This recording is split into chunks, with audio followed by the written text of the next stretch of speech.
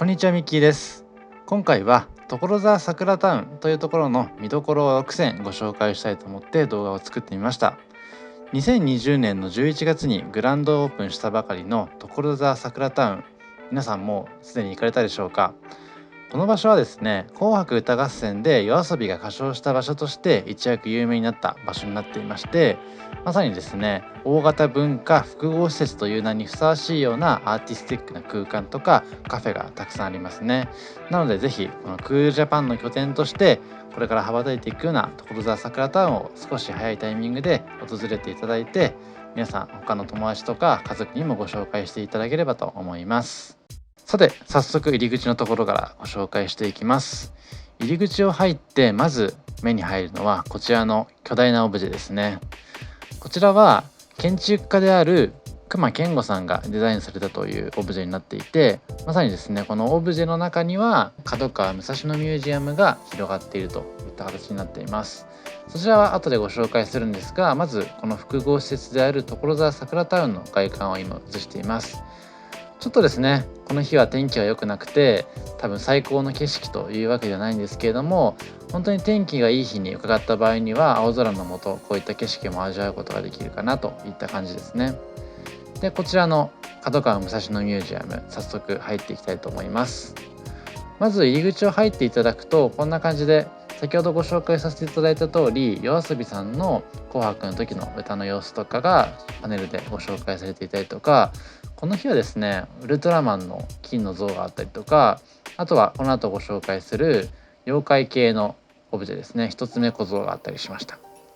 こからは所沢桜タウンの見どころを一つ一つご紹介していきます。まずはこちらの角川食堂さんですね。こちらについてからお昼ご飯で伺った場所なんですけれども、こちらの角川食堂さんは地元で採れる旬の新鮮食材を使って安心安全とともに食を届けてくれるようなレストランになっています。店内はこういった形で非常に広々としていて、まさにですね、社員食堂、おしゃれな企業の社員食堂のような雰囲気になっていましたね。で、角川さんということもありますので、本が置かれていたりとか、あとは一つ一つのインテリアも木目調のものが多くてですね、非常に居心地のいい空間になっているかなと思います。ちょっと動画の中でチカチカしてしまっているのはですね、カメラと周波数が合ってないからで大変申し訳ないんですけれども、ちょっとご了承ください。で、こちらの角川食堂さんではこだわりのコーヒー豆なんかもですね売られていて、後でご紹介はするんですけれども、実はこちらのコーヒーは木豆の選別から始まってですね、プロ御用達の焙煎機を使って、さらにキーコーヒーの焙煎師さんを迎えて考案したオリジナルブレンドであるということもありますので、そのあたりもコーヒーの味わいが美味しいというところの理由にもなっているんですね。他にもですね、こちらのお店では自社農園で栽培した無農薬の有機野菜があったりとか、あとは角川さんといえば編集部がありますよね。もちろん本を出版されたりとか雑誌を出版されているということもありまして、そういった編集についていろいろなカレーを知っている方が考案したカレーというところで、非常にですねこだわりが詰まったカレーをいただくことができます。ということもありますので、この日は角川食堂のカレーセットをいただきました。本当に見た目からも美味しさが伝わってくれるかなと思うんですけれども、このカレーはですね、3種類のカレーから2種類を選ぶことができまして、週替わりでメニューも変わるということなので、1回来たことがある人でも2回目3回目来た時にまた違った味のカレーが楽しめますね。あとはこちら先ほどご紹介したこだわりのコーヒーなんですけれども、コースターをいただけてですね、裏側にはこういった名作のワンフレーズが書かれていたりするので、この辺も角川さんならではのこだわりだったりするのかなというところですね。そしてここからは角川武蔵野ミュージアムさんの中からいろいろとご紹介していこうと思います。もちろん所沢桜タウンにはいっぱい見どころがあるんですけども、今回は角川武蔵野ミュージアムが中心になることをご了承ください。あとですね、こういった今ご紹介している妖怪大戦争展2021グランドギャラリーにあるような展示なんですけれども、基本的に展示系は動画の撮影が禁止されていますので、こういった形のスライドショー形式の写真でのご紹介になることをあらかじめご了承ください。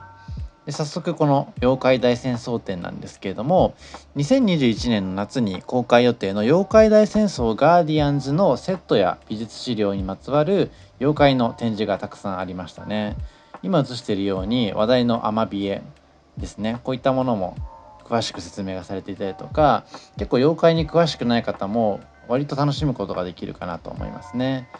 妖怪というのも日本の文化だなというふうに感じていまして、それぞれの地域ごとにこういった妖怪ってここの県とかこの地域から発祥してるんだなとか、その土地柄ごとにいろいろとエピソードがあったりするのが面白かったですね。あとはこういった実物大の展示もあったりっていうところも非常に特徴的でですね、こういった覗きからくりのような体験型のものがありますね。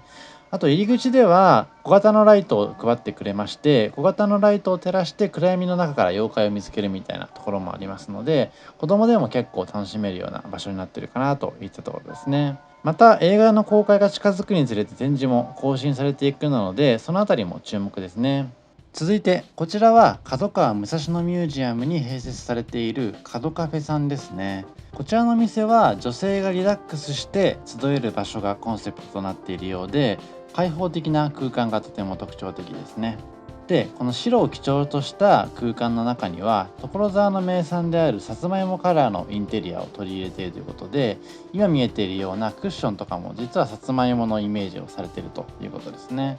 あとこういった上に飾ってあるようなライトとかテーブルとかも非常に遊び心が満載で、そのあたりも面白いかなというところですね。私が伺った時にもですね、一生懸命インスタ映えな写真を撮っている方もいらっしゃいましたね。でこんな感じで外の様子も眺めることができるので、天気がいい日にはとてもいいかなといった感じですね。でこの日はこんな感じでメニューをいただいたんですけれども、隈研吾オリジナルプリントラテというのはこちらの角川武蔵野ミュージアムの外の様子を映しているようですね。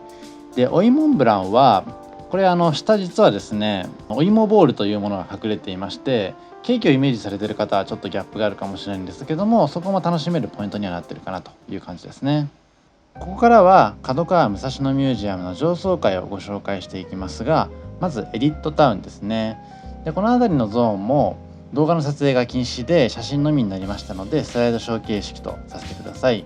でこちらのエディットタウンはさまざまな本が展示されていて、ここに置かれている本持ち帰ることはできないんですけれども、その場の併設された椅子とかを利用していろいろと読むことができますね。で本当多種多様な本があって、一つ一つ角川の方々が厳選したような本なのかなという感じなので、面白い本がたくさんあってですね、なかなか楽しむことができるのかなといった感じですね。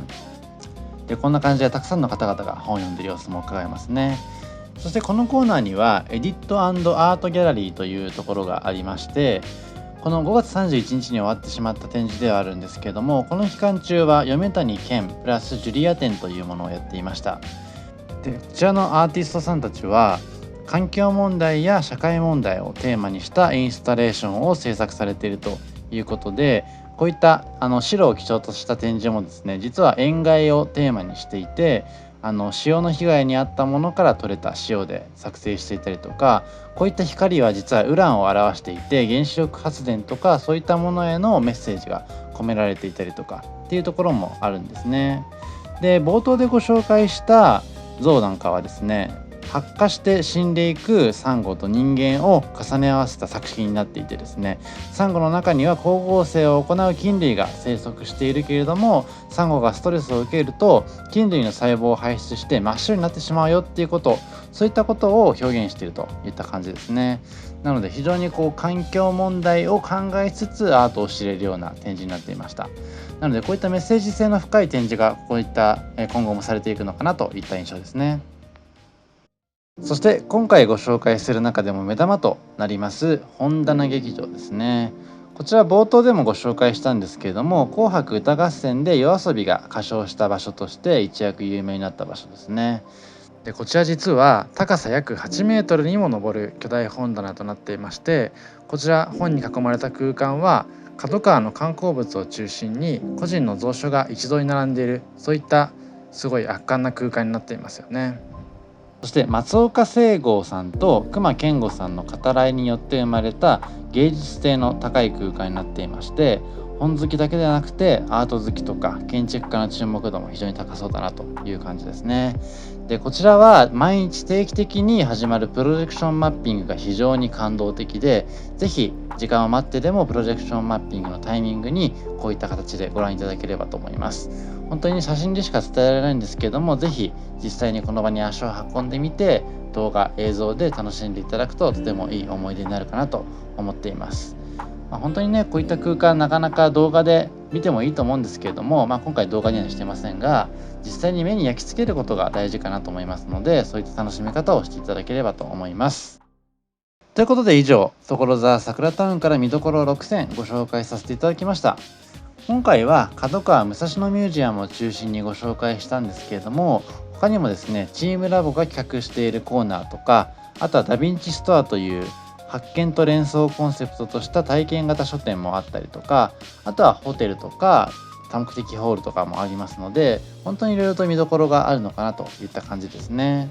東京オリンピック2020のタイミングに合わせて東京都内を中心に日本全国でいろいろな注目のスポットとか誕生しているのかなと思いますので、私の方でもですね気になったところがあったらちょっとでも足を運んでみて皆さんにご紹介できればと思っています。気に入っていただけた方はチャンネル登録と高評価、あとはインスタグラムのフォローもお願いできるとありがたいです。以上ミッキーでした。ありがとうございました。